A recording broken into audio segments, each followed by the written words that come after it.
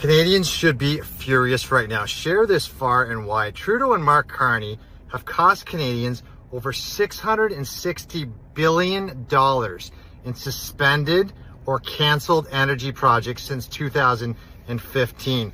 This is 100,000 jobs or more. This is government or revenue, and this is all because of their war on oil and LNG sectors. Here's the list.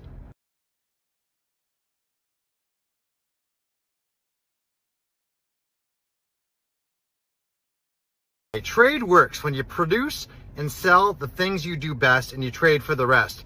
Canada is rich in oil, LNG, agriculture, potash, lumber, critical minerals, seafood, and yes, even Hawkins cheesies. But we trade for things we don't produce, like pineapples, orange juice, coffee, and computer chips.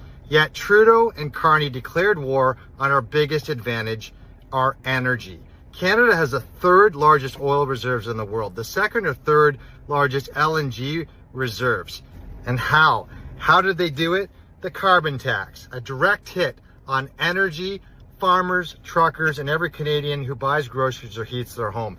Bill C-69, the No More Pipelines Act, the just transition designed to kill 600,000 oil and gas jobs and replace them with what? Retail from American-owned Walmart and McDonald's. The hypocrisy of Trudeau and Carney on emissions. They claim Canada needs to cut emissions, but here's what they ignore. India and China burn 86% of the world's coal.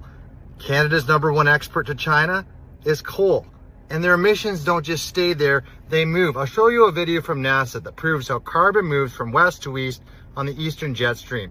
This means the pollution from India and China literally carries over to Canada. Yet Trudeau and Carney punish our industries with taxes and regulations while letting the biggest polluters off the hook. Guess what? We could have sold their LNG to China and India, half the emissions of coal. This attack on energy, Mark Carney literally wrote a book about it. He's been Trudeau's economic advisor since August 2020. Trudeau hasn't been shy about saying this economic pain is intentional. But now they admit they were all wrong. Suddenly they see a need for pipelines. They say we don't need a carbon tax, except Carney just wants to shift it to bigger industries. Canada is weaker because of Trudeau and Carney, and now we're vulnerable to an economic threat from the US president. The solution?